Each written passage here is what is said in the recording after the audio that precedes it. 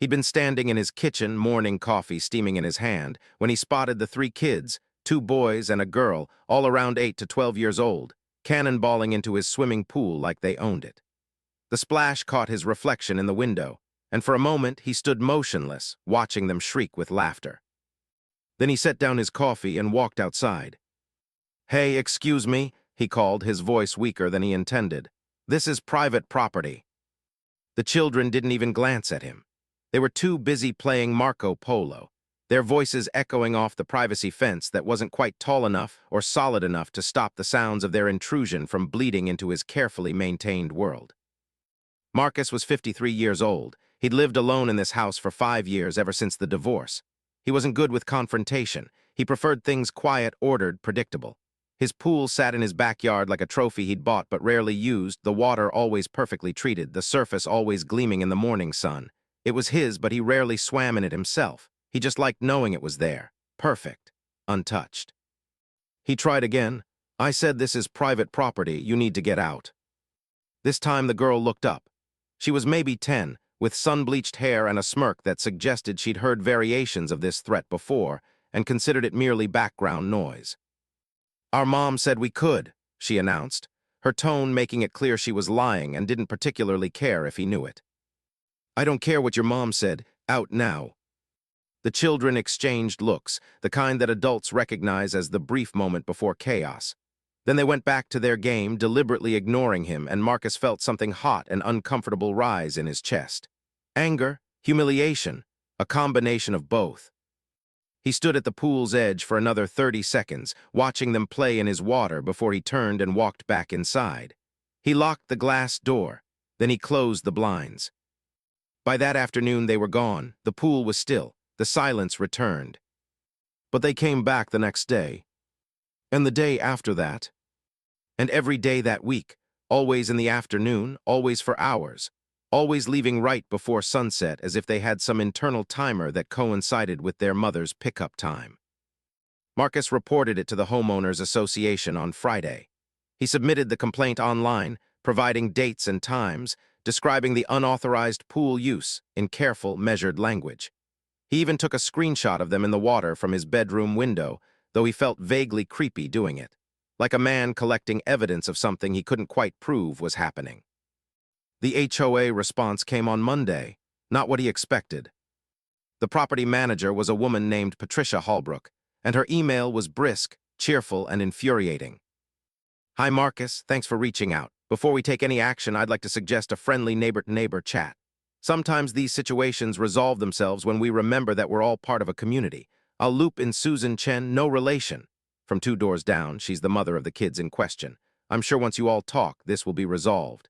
Let's schedule a meeting for this Saturday at 10 a.m. in the clubhouse. Thanks so much." Marcus read it 3 times. The cheerfulness felt aggressive. The suggestion that he was somehow the unreasonable party in this equation, the one who needed to be talked to, taught community spirit, reminded of his obligations to the neighborhood, made his jaw clench. He Googled Susan Chen and found her Facebook profile immediately. The cover photo was her 3 children standing in front of his house. Well, not literally in front of his house, but on the street with his privacy fence visible behind them. They were all grinning at the camera. The caption read, "Summer adventures with my bobbies," son read. The comments were flooded with heart reactions and words like blessed and wonderful, and what an amazing mom. On Saturday morning, Marcus arrived at the clubhouse 5 minutes early, his stomach churning with anxiety. He'd rehearsed what he wanted to say, polite, firm, reasonable, something about property boundaries and liability issues and insurance complications. He'd looked up the actual legal codes, made notes. He was prepared to be the adult in the room, the rational voice of property law and common decency. What he wasn't prepared for was Susan Chen. She was sitting in the clubhouse with Patricia Holbrook, along with 2 other people Marcus didn't immediately recognize. But what struck him most was her expression, a serene, almost pitying smile, like she was waiting for a toddler to have a tantrum so she could gently explain why they were wrong. "Marcus," Patricia stood to greet him, her voice bright as a dental ad. "Thanks so much for coming. I'd like you to meet Susan, and these are her neighbors, Robert and Janet Martinez. Robert's on the architectural committee, and Janet volunteers at the community center with Susan." The strategic team building was not subtle. "Hi, Marcus," Susan said, her voice warm and practiced. "Patricia told me about your concern. I just want to say right up front, I've been nothing but respectful of your property. The kids have never broken anything, and they always leave before sunset. I actually think it's been really nice for them. They don't get to go to public pools much because of my work schedule, and they're only here in the summer while they're with me." The phrasing caught him off guard. "While they're with you." "I share custody with their father," she explained smoothly. "They're only here every other week for 6 weeks total in the summer. I'm sorry if it's caused you any stress." Robert leaned forward. "Look, I get it. Property rights matter. But between you and me, man, we've all got kids in this neighborhood. They're going to make noise. They're going to push boundaries sometimes. It's kind of what they do." "I don't have kids," Marcus said quietly. The silence that followed was loaded with implication. Janet reached over and patted Susan's arm sympathetically, as if Marcus had just admitted to being fundamentally broken in some essential way. "Well," Patricia said, her voice taking on a note of forced cheer, "I think the real question here is, what would solve this for everyone? Susan, would you be willing to call ahead? Maybe arrange a specific time that works better for Marcus?" Susan nodded eagerly. "Of course, I don't want to cause problems, though I have to say it's a little sad that kids can't enjoy a nice pool on a hot day. There aren't many places for them to cool off in this neighborhood." "There's the public pool at Riverside Park," Marcus offered. $15 per person per visit," Susan said. "For 3 kids twice a week, that adds up. I'm doing my best on a teacher's salary." The martyrdom was so thick in the air that Marcus felt like he was drowning in it. He looked around the room and understood, with a clarity that made him feel slightly ill, that he'd already lost this conversation before it started.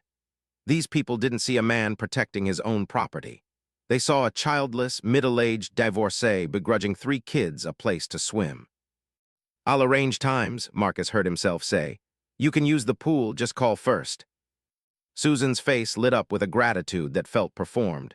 "Really? That's so kind of you, Marcus. I really appreciate your generosity." Generosity, as if he'd offered something, rather than simply capitulating to an invasion of his space. Patricia stood. "Wonderful. I think this is exactly what community is all about. Thank you both for being so understanding." As they filed out of the clubhouse, shaking hands like they'd brokered peace in the Middle East, Marcus felt the weight of what he'd just done settle over him like a blanket soaked in cold water. He'd set a boundary, and it had been erased with smiles and sympathy. He tried to enforce his own rules, and instead, new rules had been imposed on him, rules that made him the bad guy if he didn't comply. The phone calls never came. Instead, Susan simply started bringing her kids at odd times, mid-morning on a Tuesday, early evening on a Thursday, weekend afternoons, when Marcus had been trying to work in his office. The calls he'd asked for, the common courtesy of a heads-up, weren't forthcoming. But when Marcus so much as stepped into his backyard while they were swimming, the children would suddenly emerge from the water, wrapping themselves in towels and looking at him with expressions of betrayal, as if he were the unreasonable one for disrupting their fun. And worse, he knew that if he complained again, he'd be the monster. By the end of the second week, Marcus had started taking walks during peak pool hours, just to avoid the confrontation of seeing them in his water. He found excuses to run errands in town, to visit the gym, to stay late at the office. His own home had become a place to avoid, and his backyard, had become territory that felt occupied by someone else entirely. One evening in mid-July, he was sitting in his living room watching television when his phone buzzed. A text from an unknown number. "Hi, Marcus. It's Susan from the pool situation, smiling face with smiling eyes. I wanted to give you my number so we can coordinate better. I think your pool is such a blessing for the kids. Thank you again for being so generous." He stared at the message for a long time. He didn't remember giving her his phone number. He didn't remember suggesting that they needed to coordinate. But the message was so aggressively cheerful, so carefully worded to make him look petty if he didn't reciprocate her warmth, that he felt his agency slipping away again. He typed back, "Sure, just give me a heads up before you come over."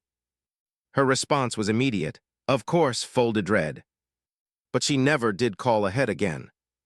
By early August, the kids had become fixtures in Marcus's world, visible through windows, audible through walls, an omnipresent reminder that his private space was now semi-public, a resource to be shared at Susan's discretion. The neighborhood had noticed, too. It started subtly. Patricia from the HOA would wave enthusiastically when she saw him, her smile somehow both congratulatory and relieved, as if he'd passed some essential test of human decency. The Martinez family began nodding at him during evening walks with their own kids, their expressions carrying a warmth they'd never shown before, a warmth that felt conditional, that felt like it could evaporate the moment he stepped out of line. But the real turn came when he attended the monthly HOA meeting on the first Tuesday in August. He'd almost skipped it. The meetings were usually dull affairs, discussions about landscaping regulations, complaints about someone's mailbox being slightly off code, updates about the upcoming street resurfacing project. But the agenda included a vote on new pool policies for community properties, and Marcus thought he should be informed about any changes that might affect him. He was the only one there who seemed to think the meeting might be boring. The clubhouse was packed.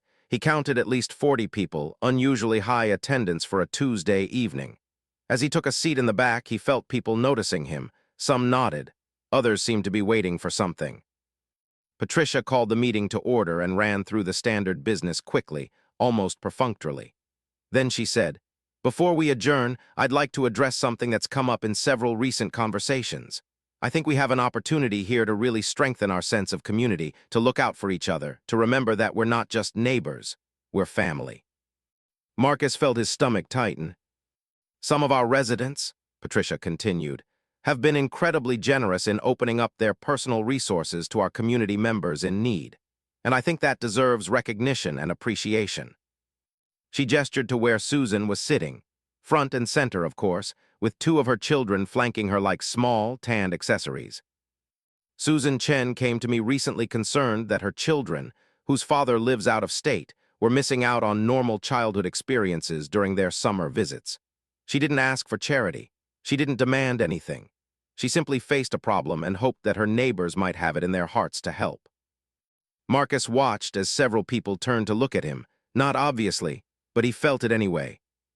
"Well," Patricia said, and her voice had taken on an almost teary quality, "I'm thrilled to report that one of our neighbors did step up, without being asked, without any obligation. He simply saw children who needed help and said yes." She paused for effect. The room was completely silent. "I'd like to nominate Marcus Chen for our Neighbor of the Month award," Patricia announced. "I can't think of a better example of what community means." The applause came instantly. It was genuine, it was warm, and it was absolutely suffocating. Marcus felt his face go hot. He wanted to stand up and correct the record, to explain that this wasn't some act of charity, that Susan had essentially bullied her way into using his pool, that the entire narrative was designed to make him look selfish if he tried to reclaim his own property. But he was trapped by social expectation and the fundamental unfairness of the situation. If he protested now, he would look like a man upset at being praised for generosity. He would look ungracious. Unkind. He'd already lost the script. After the meeting, people came up to shake his hand. Janet Martinez hugged him. Robert clapped him on the shoulder. Even Patricia, beaming with satisfaction, presented him with a small certificate printed on cardstock, as if he'd accomplished something noble rather than simply failed to effectively stand up for himself. Susan approached him last, her children trailing behind her. She pulled him into an embrace that felt performative, designed to be witnessed by the crowd that was still watching. "Thank you," she whispered, her voice carrying just enough volume to reach nearby ears. "You have no idea what this means to them, to me." He didn't respond. He couldn't. If he spoke, he thought he might scream. Over the next 2 weeks, the situation metastasized. Susan began inviting other neighborhood kids to swim in his pool. No longer just her 3 children, but other kids from the community, clusters of them arriving in the afternoons in Susan's minivan. Marcus counted 6, then 8. Then on one Saturday, there were 12 children in his pool while he watched from behind the privacy fence, feeling like he was witnessing an invasion but unable to articulate why. The Facebook posts began, too. Pictures of her children in his pool, tagged with the names of the other kids, hashtagged with community love and neighbors our family and blessed to live here. The comments flooded in, people thanking Marcus for sharing his blessings, suggesting that other residents should be equally generous, marveling at Susan's kindness in facilitating this for the neighborhood kids. No one seemed to notice that the pool wasn't Susan's. No one seemed to think that Marcus might be uncomfortable. And when he tried to say something, tried to text Susan that the pool was becoming crowded, that maybe she should coordinate with other neighborhood kids' parents, she responded with, "I'm so glad the kids are getting to enjoy it. Don't worry about the details, I'm keeping track of everything." Smiling face with smiling eyes. What did that mean? Keeping track of what? On a particularly hot Saturday in mid-August, Marcus made the mistake of going out to his patio while the pool was occupied. He was just going to water his plants. He wasn't trying to start anything. But one of the kids, a boy who couldn't have been more than 10, spotted him and called out, "Hey, Marcus, thanks for letting us use your pool, it's so awesome." The other children echoed the sentiment, shouting gratitude, and Marcus felt the weight of their thanks like an anchor. He couldn't tell them to leave now. He'd be the worst kind of person. "You're welcome," he called back, his voice hollow. As he was watering the petunias, he overheard two of the mothers chatting by the fence. "He's just such a good person," one of them was saying. "My God, what a heart." "Honestly, I wish more people were like that," the other replied. "So many people around here are just selfish, all about their own space, their own rules, but Marcus, he gets it. He understands what community is supposed to be." The petunias received an aggressive shower of water. The pressure built in other ways, too. The HOA started suggesting that maybe, since Marcus had such a community-minded pool, he might want to volunteer for the community events committee. Patricia smiled when she made the suggestion, but there was an edge to it. A reminder that he'd been praised for his generosity, and therefore generosity was now expected from him. He declined politely, and he watched Patricia's smile freeze for just a moment before she recovered it. "Oh, that's a shame," she said. "We'll catch you next time." Next time? As if it were inevitable that he'd eventually cave to the pressure, that his resistance was just a temporary thing that could be overcome with enough social expectation and gentle manipulation. By the last week of August, Marcus had stopped using his backyard entirely. He'd hired a landscaping company to maintain it, specifically requesting that they come during the day so he wouldn't have to go out there. The pool, his pool, had become a public resource, and everyone in the neighborhood seemed to have an opinion about his obligation to keep it available and well-maintained and welcoming to children he didn't know and had never invited. On the 29th of August, a Thursday evening, Marcus was sitting in his kitchen when his phone rang. It was his ex-wife, Claire. "Hi," she said. "I'm calling because Patricia Holbrook contacted me." Marcus went cold. "What? Why would she contact you?" "She said she was doing reference checks for the Neighbor of the Month award. She wanted to ask about your character, whether you'd always been generous and community-minded, that kind of thing." He felt bile rise in his throat. "She called you. We've been divorced for 5 years." "I know, which is why I was confused. She said you'd nominated yourself for this award and they were just verifying your background." "I didn't nominate myself. I didn't nominate myself for anything." There was a pause on the line. He could hear Claire processing this. "Marcus, what the hell is going on?" He told her, all of it.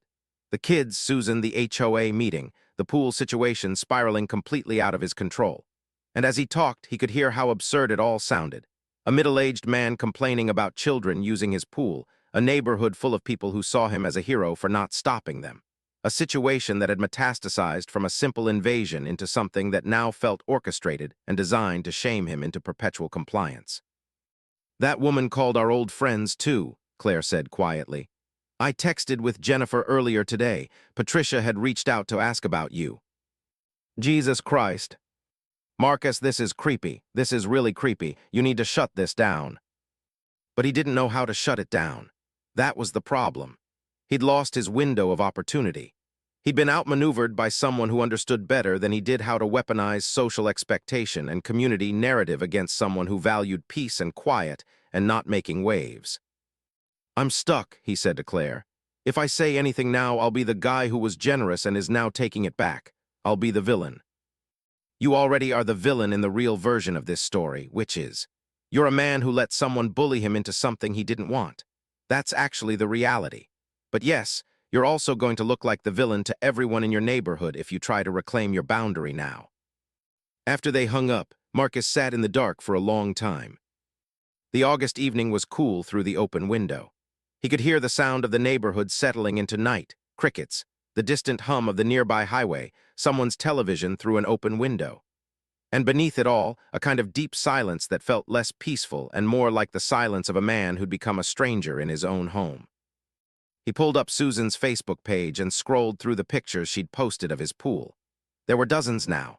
Her children, other neighborhood kids, all of them smiling and happy, all of them documented and tagged and shared with everyone in her network.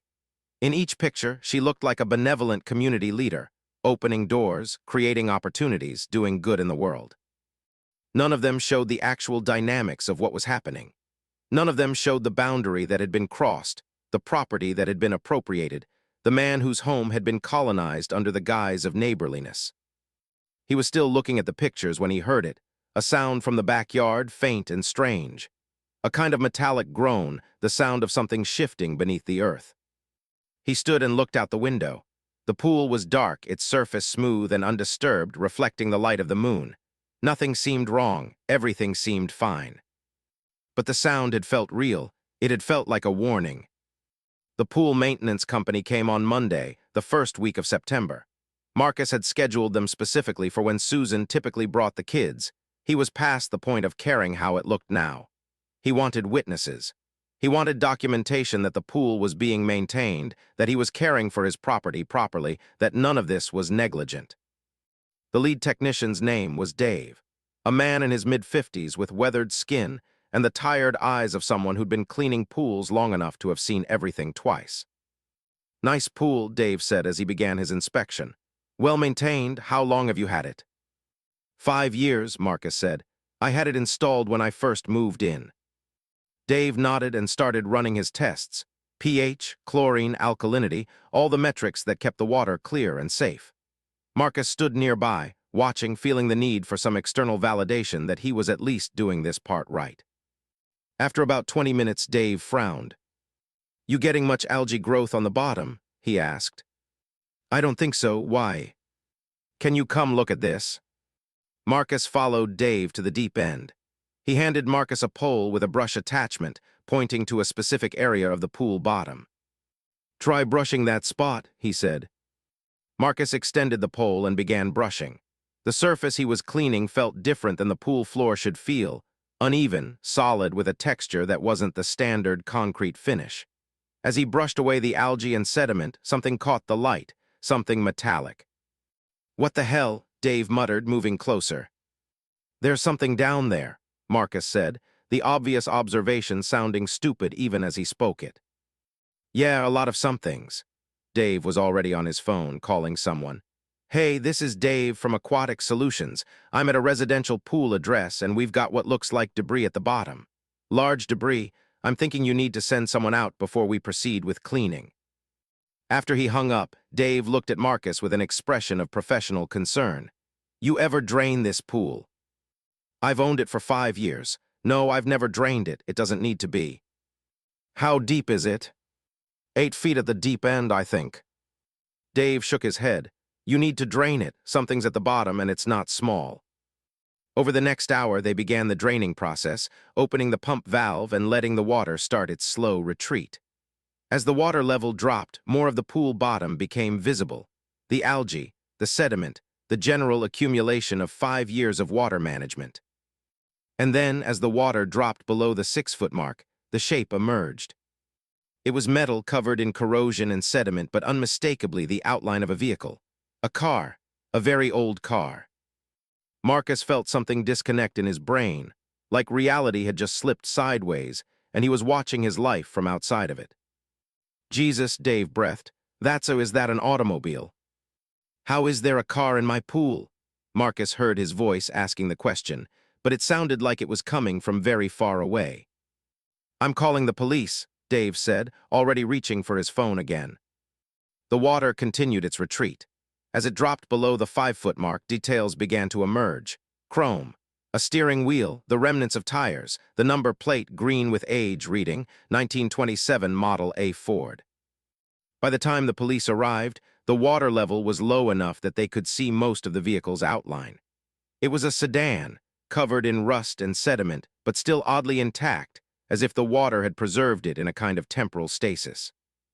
Officers Rodriguez and Chen, no relation to Marcus, though she made a joke about it anyway, stood at the pool's edge with their hands on their hips, looking at the car with an expression that suggested they'd encountered a lot of weird situations in their careers.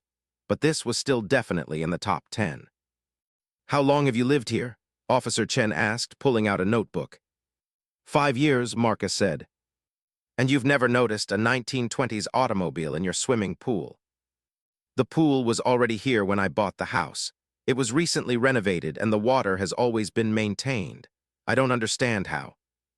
"Maintained," Officer Rodriguez echoed. "You have someone maintain it. A company comes every month." "Did they ever mention a car?" No, they never said anything about." Marcus gestured helplessly at the pool.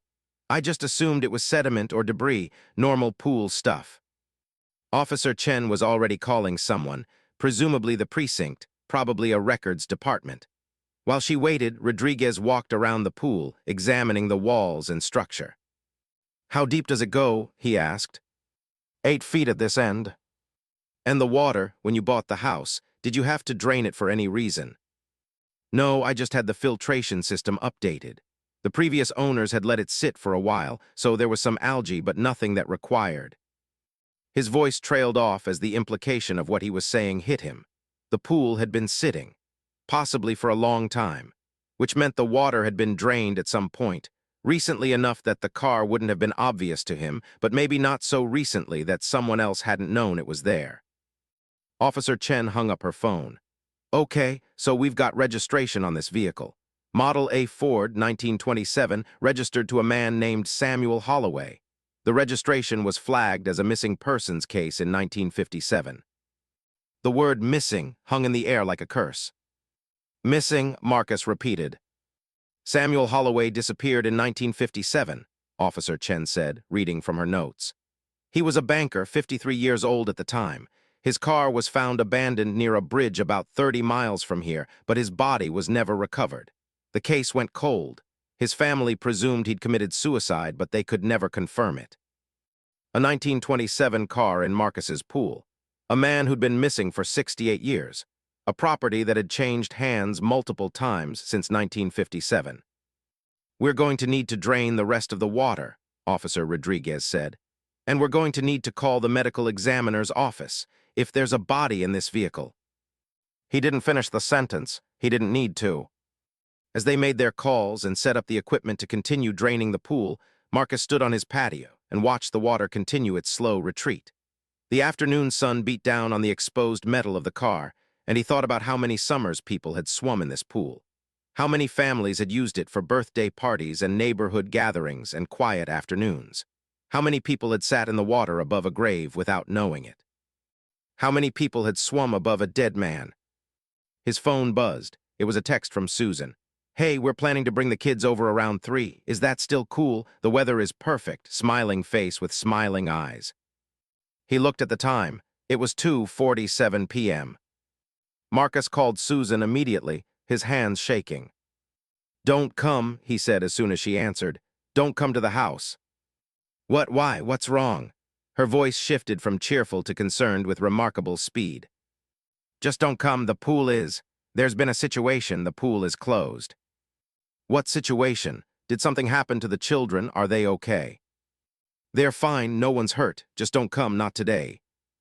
Before she could ask any more questions, he hung up. By 3:15 p.m., the police had established a perimeter around the pool area. Yellow tape cordoned off the patio, and 3 additional officers had arrived, part of the evidence documentation team.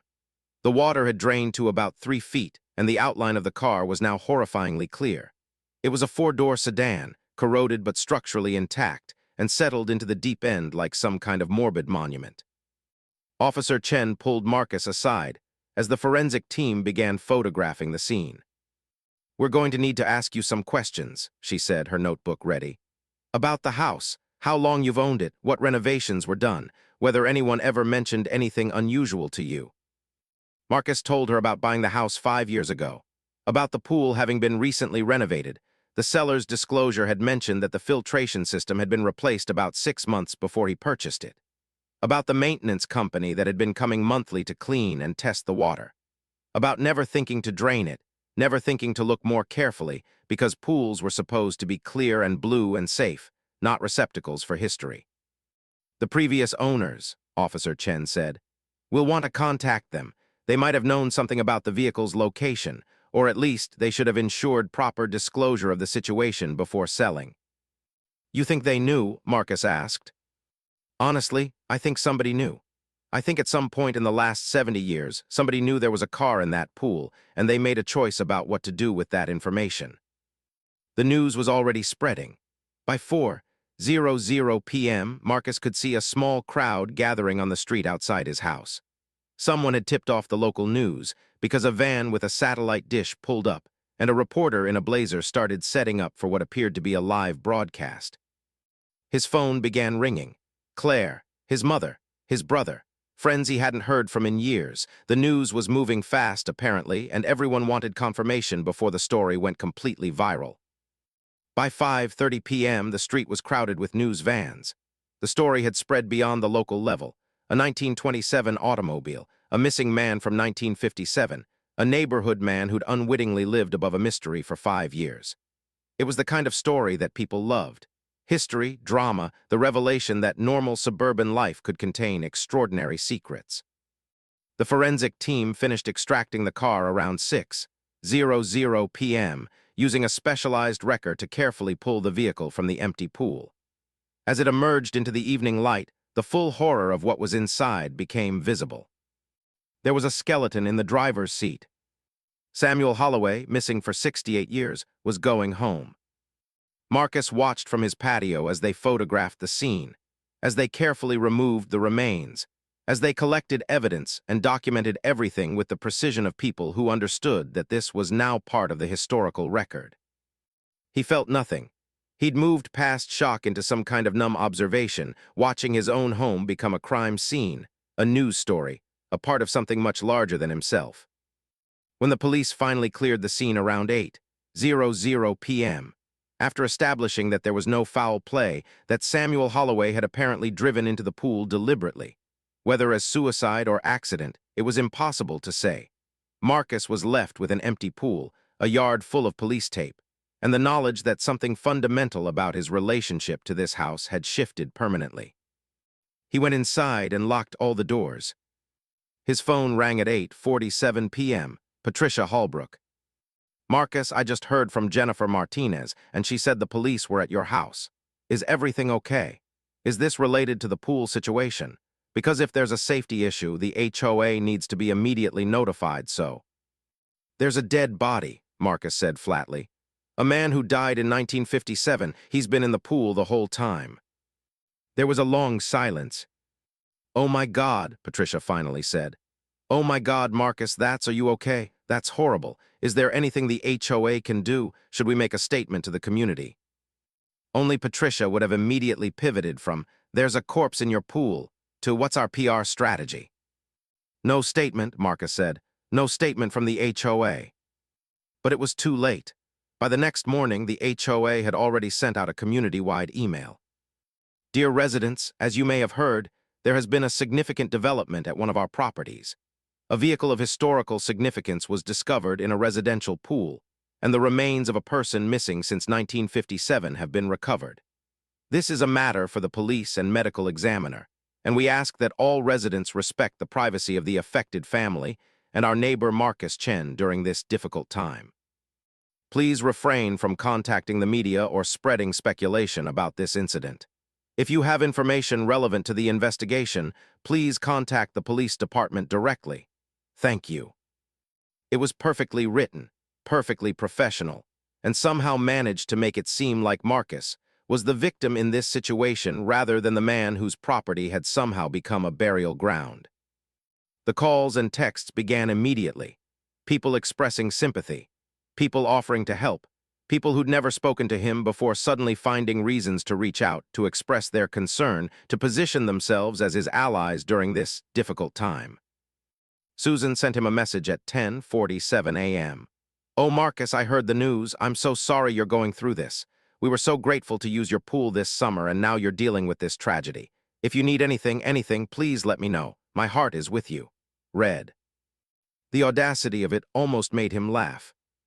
Her children had been swimming in a dead man's grave for 6 weeks, and she was expressing sympathy for his situation. By noon, the story had made national news. 1950s mystery solved in suburban pool was the headline on CNN. Local news stations were interviewing historians about Samuel Holloway, about the 1927 Model A Ford, about the nature of presumed suicides in the 1950s. Expert analysts were speculating about whether Holloway had deliberately driven into the pool or if it had been an accident. The question that nobody was asking, the question that would only become clear as investigators looked into the property's history, was, how had the pool been renovated with a car in it? How had the filtration system been replaced without the car being noticed? How had the water been drained and refilled without someone acknowledging what was there? Officer Chen came back to the house around 3:00 p.m. with answers. "The property records are interesting," she said, standing in Marcus's kitchen with a file in her hands. "The pool was covered for about 15 years, from 1970 to 1985. It was essentially abandoned, filled with leaves and debris. Then it was drained completely, the concrete was repaired, and it was renovated." When, Marcus asked. 1985. And get this, whoever supervised that renovation paid specifically to have the remains of a vehicle removed before the renovation began. It's in the work orders.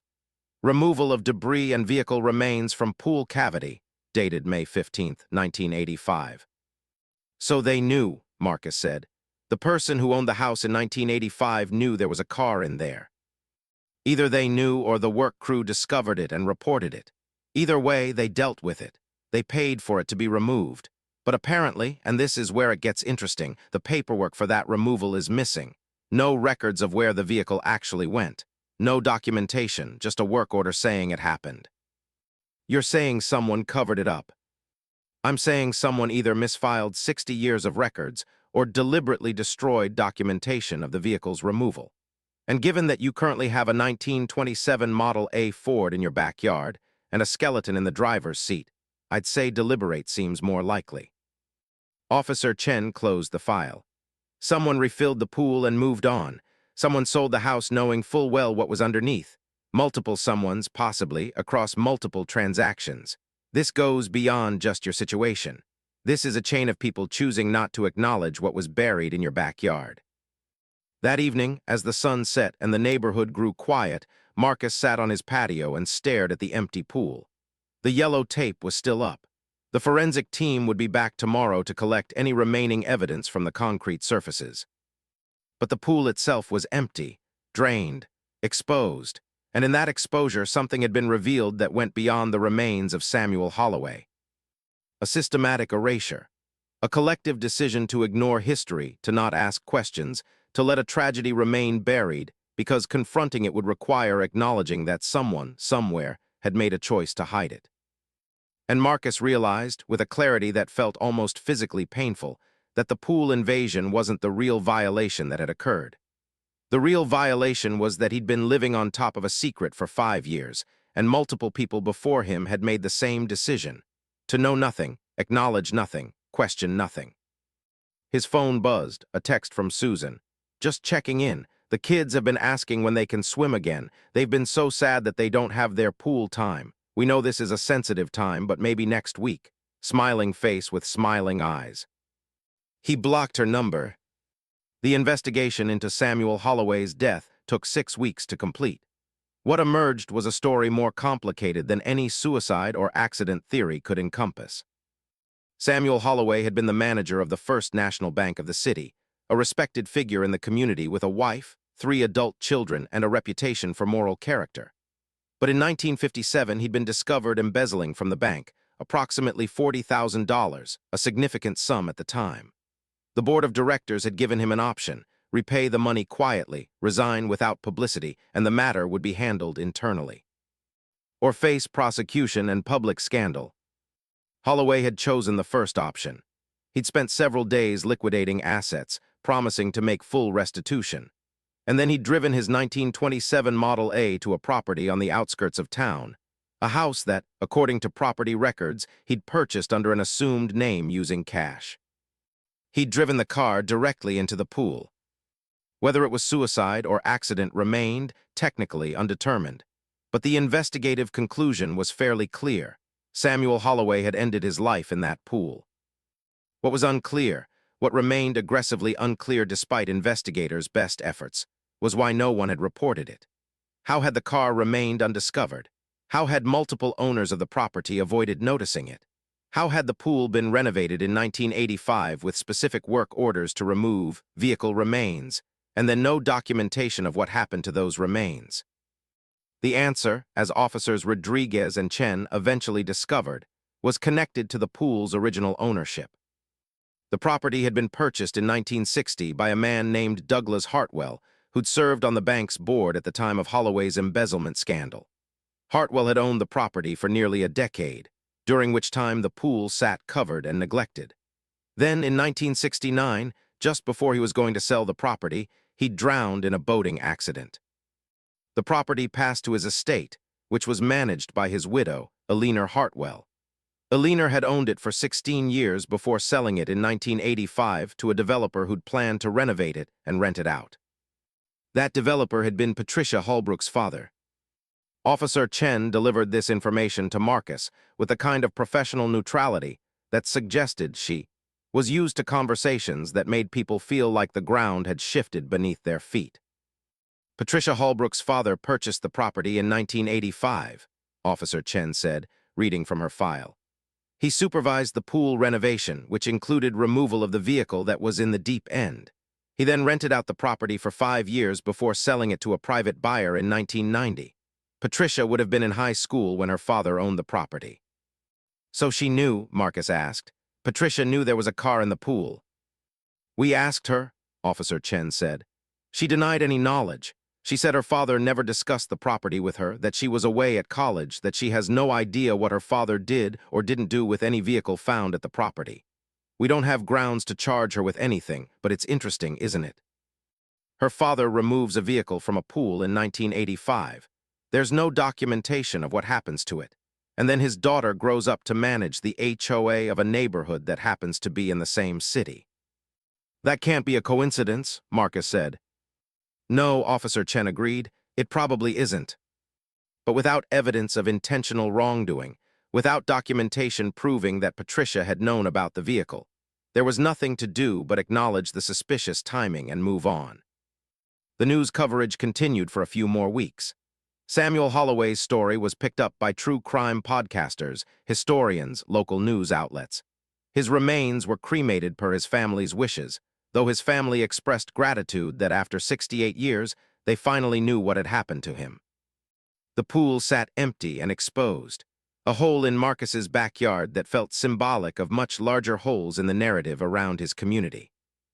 And then, abruptly, people stopped talking about it. The news cycle moved on. There were other stories, a political scandal, a celebrity breakup, a natural disaster on the other side of the world. Samuel Holloway's tragedy was relegated to the historically interesting but ultimately resolved category.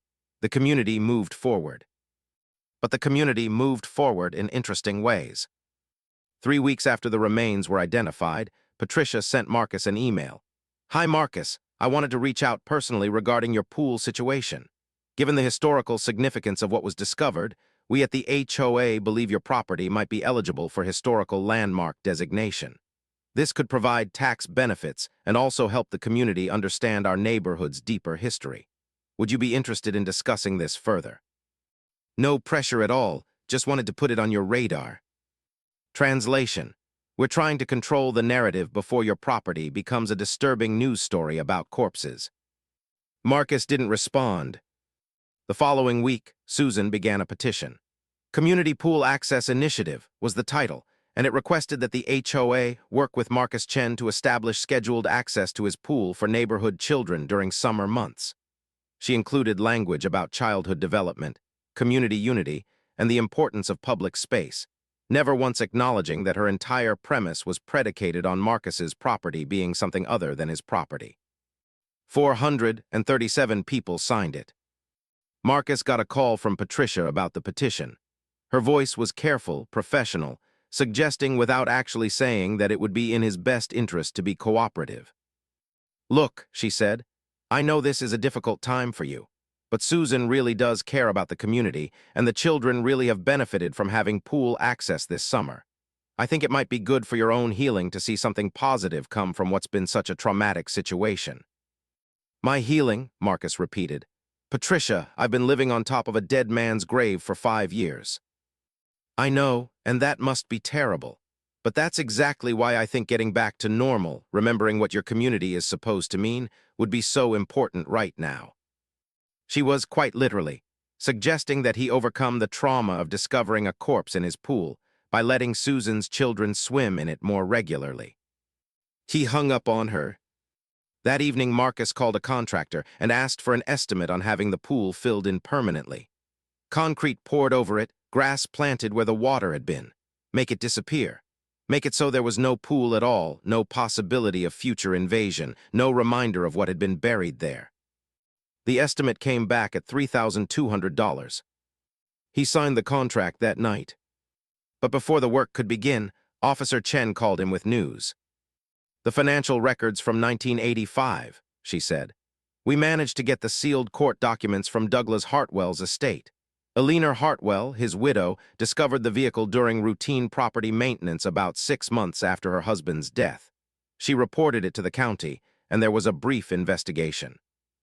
They identified the vehicle as Samuel Holloway's, confirmed he'd likely died in 1957, and found that Douglas Hartwell had apparently known about the car the entire time he owned the property." "He knew?" Marcus asked, feeling sick. According to Eleanor's testimony to the county, Douglas had told her that the property was complicated and that she shouldn't ask questions about what might be buried on it. She thought he was being overly dramatic about it, but when she found the car, she realized he'd known all along. She reported it to the authorities, and then Eleanor Hartwell signed a confidentiality agreement in exchange for the county dropping any investigation into her husband's role in covering up the situation. "They silenced her," Marcus said. "They protected her," Officer Chen corrected. "Or they protected whoever Eleanor Hartwell needed protecting from. The point is, this goes beyond just one person covering things up. This is an institutional failure. The county knew there was a body in that pool. They knew that Douglas Hartwell had deliberately hidden it, and they chose to let it stay hidden in exchange for Eleanor's silence." "Can they do that? Can they just cover it up like that?" "Legally, it's murky. Eleanor was the property owner. She had the right to keep the situation confidential if she wanted to. But Eleanor died in 2003, and her silence became everyone's silence." Marcus sat with this information for a long time. The pool hadn't been an accident. It hadn't been overlooked. It had been deliberately hidden by multiple people for multiple decades across multiple generations. The system had protected the secret. And then it had sold his house without telling him what lay beneath it. The confrontation happened on a Tuesday evening in the 3rd week of October. Marcus hadn't planned for it. He was simply going to fill in the pool and move forward with his life. He'd be the guy with the filled-in pool, and people could speculate about why, and he could not care what they speculated about, and slowly he would be left alone to exist in his own home. But Susan showed up at his door with her petition, with Patricia at her side, with the implicit threat that if Marcus didn't cooperate with their vision of community, they would make his life extremely difficult through the social mechanisms they'd already proven they understood how to manipulate. They didn't have to say it explicitly. The subtext was clear. Marcus opened the door to find Susan in his entryway, and he felt something inside him snap. "You need to leave," he said. "I just want to talk about the petition," Susan began, holding up the papers. "I know this year has been. I want you to leave my house, now." Susan blinked, as if the idea that Marcus might have a legitimate boundary was genuinely surprising to her. Patricia stepped forward, her professional smile firmly in place. "Marcus, let's all take a breath. There's no need for this kind of tone. We're just here to discuss." "There's nothing to discuss. My pool is being filled in tomorrow. There will be no more swimming, no more neighborhood kids, no more children in my water. This is my property, my decision, and I'm done explaining myself to people who think that property rights are negotiable based on their level of social confidence." "That's quite an overreaction," Patricia said, her voice taking on an edge. "I understand you've had a traumatic experience, but these are children we're talking about. These are kids who have done nothing wrong, and Susan has been nothing but kind to you. To suggest that she's somehow been manipulative." "Manipulative?" Marcus laughed, a sharp, bitter sound. She's been trespassing in my pool for 2 months, recruiting other neighborhood kids to trespass, posting pictures on social media, organizing petitions, and refusing to accept any boundary I've tried to set. And when I tried to do it through the proper channels, I was made to look like the bad guy at an HOA meeting. So yes, Patricia, I would say that qualifies as manipulative. Susan's face flushed. I was just trying to help the children. I didn't realize I was. You knew exactly what you were doing, Marcus said, and the calm in his voice was more effective than any anger. You knew that I was uncomfortable, that I didn't want the kids here, that I tried to say no. And you overrode that discomfort because you decided that your children's entertainment was more important than my boundaries. My children, Susan said, her voice shaking now, have a right to enjoy their summer. They've had a terrible time with the divorce, and this pool was the one bright spot in their month with me. And yes, I knew you weren't comfortable, but I thought that you would grow to be happy about it. I thought that if I kept bringing them, kept showing you how much it meant to them, that you would eventually see that this was a good thing. There was something almost genuine in this statement. Almost. It suggested that Susan had actually believed that her persistence could change Marcus's mind, that her framing of the situation could become his reality if she just kept emphasizing it loudly and consistently enough. "Get out," Marcus said. "Marcus," Patricia tried. "Get out of my house." They left, Susan's face crumpling as she realized that no amount of performance or social pressure was going to make Marcus compliment her on her generosity. Patricia departed with a stiff posture that suggested this was a setback in some larger game she'd been playing. Once they were gone, Marcus stood in his empty house and felt the weight of what he'd done. He'd drawn a line. He'd been honest about his boundaries. And he'd done so in front of the HOA president and the woman who'd been violating his property for 2 months. Tomorrow, he knew, there would be consequences. The email arrived at 6:47 p.m. that evening. It was from Patricia, CC'd to the full HOA board. "I'm writing to formally request a review of Marcus Chen's Neighbor of the Month award. Recent incidents suggest that the award may have been given under false pretenses, and we should consider whether Marcus Chen's actions align with the values our community seeks to promote. Additionally, I believe we should open an investigation into whether Marcus has been appropriately maintaining his property, given the significant historical event that occurred there. The pool situation also raises questions about his commitment to community safety. I welcome your thoughts on this matter." Translation: Marcus had rejected their narrative, and now they were going to punish him for it. The response came from Robert Martinez, CC'd to everyone. "Patricia, I think we should be careful here. Marcus has been through a lot. I don't think we should be looking to punish him for having feelings about what's happened. That seems counterproductive." A few others chimed in with similar sentiments. They weren't going to launch an official investigation, but the accusation had been made public. The HOA board had documented their disapproval. Marcus's standing in the community had shifted. He was no longer the generous neighbor. He was the man who'd been generous and was now reneging on his generosity. He was the man who was being defensive and unfriendly. He was the man who clearly had issues with community spirit. By the next morning, the pool filling had begun. The concrete truck arrived at 8:00 a.m., and Marcus stood in his backyard watching as the workers began the process of pouring concrete into what had been his pool. It was oddly cathartic, watching the empty space fill with solid material, watching the hole in his property disappear beneath literal foundation. By noon it was done. His pool was gone. In its place was a flat, empty surface of concrete. The neighborhood's reaction was swift and theatrical. Facebook posts appeared within hours. "So sad about the pool.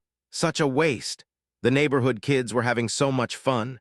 The narrative shifted from Marcus is a generous hero to Marcus is destroying something valuable out of spite.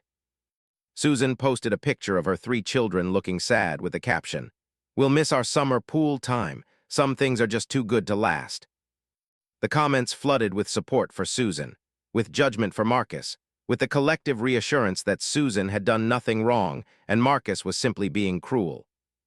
But something else happened, too. Officer Chen called him on the day after the pool was filled.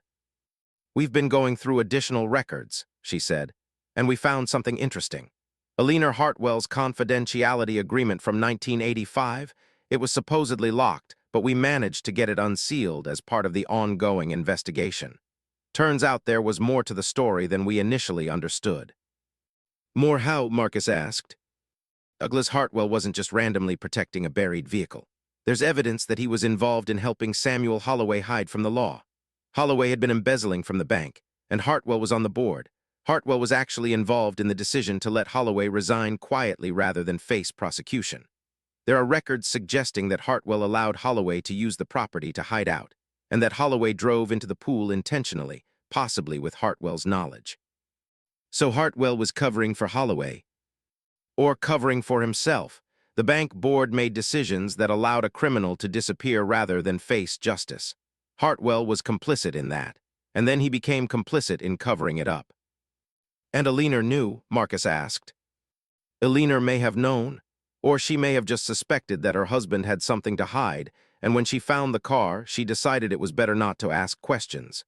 Either way, the county helped her keep the secret. Officer Chen paused. I'm telling you this because there's a reporter from the Times who's been making calls. She's trying to do a deep dive into the Holloway case, and she's uncovered the connection between the bank, Hartwell, and the cover-up. The story's going to come out, Marcus. And when it does, it's going to reflect very badly on everyone involved in maintaining the secret. Including Patricia Holbrook. Her father is dead, Officer Chen said, so she can't be held responsible for his actions. But the timeline is interesting. She enters public service managing her community's HOA just as the story of her father's involvement in a cover-up is about to become public knowledge. That's going to raise some questions about her judgment and her character. Marcus understood what Officer Chen was telling him. Patricia had made a career out of controlling narratives, out of shaping how the community saw itself, out of managing the image of the neighborhood. And now there was a narrative she couldn't control, a story about cover-ups and moral failures and the ways that institutions protected their own. The article ran in the City Times on a Sunday morning. The headline was, 1957 Mystery Reveals Decades-Long Cover-Up by Bank and County Officials. It detailed Samuel Holloway's embezzlement, Douglas Hartwell's complicity, Eleanor Hartwell's deal with the county, and the chain of silence that had allowed a dead man to remain buried for nearly 7 decades. It included interviews with historians, former county officials, and family members of Samuel Holloway who expressed gratitude that the truth had finally emerged, and anger that it had taken so long. The article mentioned Patricia Holbrook only tangentially. The current HOA president for the neighborhood is the daughter of Douglas Hartwell, though she was not available for comment. But that was enough. The narrative had shifted again. Patricia was no longer just the pleasant community manager. She was the daughter of a man who'd helped cover up a death. She was the product of institutional corruption. And suddenly, all of her careful management of community narratives, all of her social engineering, all of her manipulation of boundaries and obligations began to look less like community service and more like a continuation of her family's tradition of controlling what people could see. The HOA meeting that October was tense and poorly attended. Only about 20 people showed up, compared to the 45 who'd attended the last one. Patricia ran through the business efficiently, but her usual warmth had been replaced by something more defensive. When it came time for new business, Robert Martinez raised his hand. I'd like to suggest that we reconsider our approach to community matters, he said carefully. I think some of us have been confusing community values with community control. I think we need to be respectful of individual property rights while also supporting our community. But I think those two things have to be in balance. It was a carefully diplomatic way of saying that Patricia had been overstepping. Patricia's response was professional, but her jaw was tight. Of course, Robert, I think we can all agree that balance is important. But the tone of the meeting had shifted. No one was suggesting that Marcus should have shared his pool more generously. No one was pushing back on his decision to fill it in. And when the meeting ended, several people approached Marcus, people who'd never spoken to him before, to express their support. I always thought that whole pool thing was weird, one woman confided. My husband said I was being paranoid, but it seemed like a lot of pressure on you. Your pool, your rules, someone else said. Good for you for setting a boundary. Within a month, Susan had deleted most of the pool pictures from her Facebook page. She'd also stopped appearing at HOA meetings, and her name was conspicuously absent from the community volunteer roster. Patricia remained as HOA president, but her power had shifted. People were more careful with her now, more aware that her cheerful narratives might contain another layer of meaning they needed to interrogate. And Marcus finally was left alone. It was November when Marcus decided what to do with his concrete pad. He sat in his backyard on a cold afternoon, looking at the flat, empty space where his pool had been, and he realized that he had a choice. He could leave it as it was, a bare concrete rectangle that would serve as a permanent reminder of what had been buried there, or he could transform it.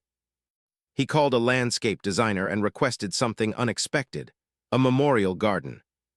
Not for Samuel Holloway, that wasn't his place, but for the concept of memory itself. A space that acknowledged that the land had a history, that secrets could be buried but not destroyed, that sometimes the most important thing a person could do was to witness what lay beneath. The designer created a small garden with native plants, a stone bench, and a plaque that simply read, "In remembrance of all that lies beneath." It wasn't specifically about Samuel Holloway or Douglas Hartwell or Eleanor Hartwell or any of the people who'd made choices to cover up a death. It was about the principle itself, that there was value in acknowledging what had been hidden, that bearing witness to uncomfortable truths was sometimes the most important thing a community could do. He invited Officer Chen to see it when it was finished. She stood in front of the plaque for a long time, reading the words. Then she turned to Marcus and smiled, a genuine smile, not the professional one she'd been wearing throughout the investigation. "This is good," she said. "This is really good. Most people would want to forget. Most people would want to pretend it never happened." "I tried that," Marcus said. "For 5 years I ignored what was beneath me. It didn't work."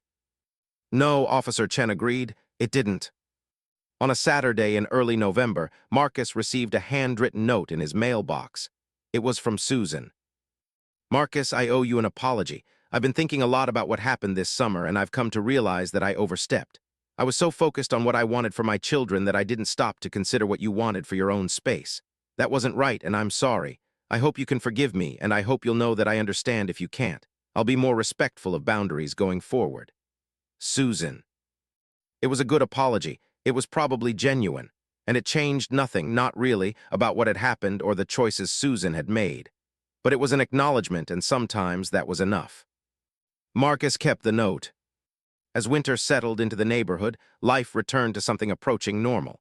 The news cycle had moved on. Samuel Holloway's remains had been properly laid to rest. The investigation into Douglas Hartwell's role in the cover-up had concluded. No charges could be filed against a dead man. Patricia Holbrook continued as HOA president, but with less influence and less support. And Marcus lived in his house with its memorial garden, its history, its visible acknowledgement that sometimes the most dangerous things were the secrets that people agreed to keep. The last text message came from Claire, his ex-wife, in late November. "Saw the picture of your memorial garden on the neighborhood Facebook page. It's beautiful. I'm proud of you for doing something meaningful with what happened. Also, someone needs to tell you that Patricia got voted out as HOA president. Janet Martinez is taking over, and apparently the first thing she's doing is establishing clearer policies about property rights and community access. Your neighbor's situation actually changed the community. Not bad for a guy who just wanted to be left alone." Read. Marcus read the message and didn't respond.